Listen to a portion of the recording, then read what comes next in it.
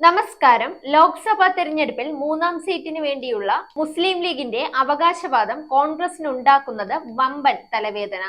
മൂന്നാം സീറ്റ് നൽകുന്നതിനുള്ള ബുദ്ധിമുട്ട് കോൺഗ്രസ് നേതൃത്വം ലീഗ് നേതാക്കളെ ഉഭയകക്ഷി ചർച്ചയിൽ അറിയിച്ചു.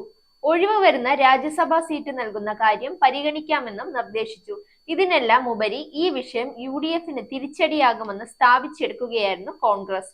രാജ്യസഭാ സീറ്റിൽ പോലും കരുതലോടെ മാത്രമേ തീരുമാനം വരൂ. ജൂലൈയിൽ ഒഴിവ് വരുന്ന 3 സീറ്റിൽ 2 LDFന് ജയിക്കാൻ കഴിയുമ്പോൾ ഒന്നാണ് UDFന് ലഭിക്കുക. അത് കോൺഗ്രസ് വേണ്ടെന്ന് വെച്ചാൽ രാജ്യസഭയിൽ 2 ലീഗ് അംഗങ്ങളും ഒരു കോൺഗ്രസ് അംഗവുമായി മാറും. അവരെല്ലാം ഒരേ സമുദായത്തിൽ നിന്നുള്ളവർ കൂടിയായാൽ പ്രതിസന്ധി പുതിയ തലത്തിലെത്തും. കോൺഗ്രസ് രാഷ്ട്രീയത്തിൽ സാമുദായിക അസന്തുലിതാവസ്ഥ ഉണ്ടാക്കിയെന്ന ആരോപണം കോൺഗ്രസ് നേരിടേണ്ടി വരും. 5ാം മന്ത്രിപദ വിവാദമാണ് കേരളത്തിൽ BJPയെ വളർത്തിയത്.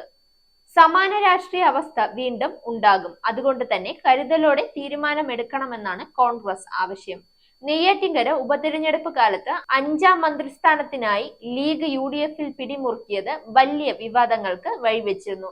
ആ തെരഞ്ഞെടുപ്പിൽ BJP ഏറെ നിർണായകമായി. അതുകൊണ്ട് സമാന സാഹചര്യത്തിലേക്ക് കാര്യങ്ങൾ എത്തുമെന്ന ചിന്തയാണ് സമവായം സ്വീകരിക്കാൻ മുസ്ലിം ലീഗ് നേതൃത്വത്തെ പ്രേരിപ്പിച്ചതെന്ന വിലയിരുത്തലുമുണ്ട്.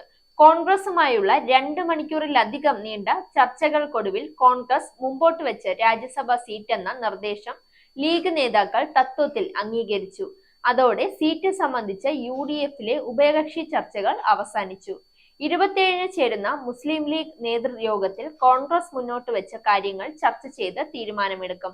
അന്ന് തന്നെ ലീഗിന്റെ സ്ഥാനാർത്ഥി പ്രഖ്യാപനവും ഉണ്ടായേക്കും. രാജ്യസഭാ സീറ്റ് പിന്നീടുള്ള കാര്യമാണെന്നും ഇപ്പോൾ ലോക്സഭാ സീറ്റാണ് വേണ്ടതെന്നുമുള്ള വാശിയോടെയാണ് ലീഗ് നേതൃത്വം ചർച്ചയ്ക്കെത്തിയത്. 3ാം സീറ്റ് ആവശ്യപ്പെടാൻ ലീഗിനുള്ള അവകാശം കോൺഗ്രസ് അംഗീകരിച്ചപ്പോഴും അത് നൽകുന്നതിൽ ഞങ്ങൾക്കുള്ള സാങ്കേതിക ബുദ്ധിമുട്ടാണ് നേതാക്കൾ അവതരിപ്പിച്ചത്. ഇത് ഏതാണ്ട് സമവായത്തിൽ എത്തിക്കുകയും ചെയ്തു. ചർച്ചകൾക്കൊടുവിൽ ലീഗ് നേതാക്കൾ ആലുവ പാലസിൽ നിന്ന് സംതൃപ്തിയോടെയാണ് പുറത്തു വന്നത്. ചർച്ച അനുകൂലവും തൃപ്തികരവുമായിരുന്നെന്ന് ലീഗ് നേതാക്കൾ പ്രതികരിച്ചു. കോൺഗ്രസിന് വേണ്ടി നേതാക്കളായ K Sudhakaran, VD Satheesan, Ramesh Chennithala, MM Hasan എന്നിവരും ലീഗിന് വേണ്ടി നേതാക്കളായ PK Kunhalikutty, ET Muhammad Basheer, PMA സലാം, MK മുനീർ, KPA മജീദ് എന്നിവരും ചർച്ചകളിൽ പങ്കെടുത്തു. Zag news, Thiruvananthapuram. നേരിന്റെ വാർത്തകൾ നിങ്ങളുടെ വിരൽത്തുമ്പിലെത്താനായി സാഗ് ന്യൂസ് ചാനൽ സബ്സ്ക്രൈബ് ചെയ്തും ഷെയർ ചെയ്തും ഒരു ശരിയായ മാധ്യമ നിലപാടിന് നിൽക്കാൻ ഞങ്ങൾ നിങ്ങളെ ക്ഷണിക്കുന്നു.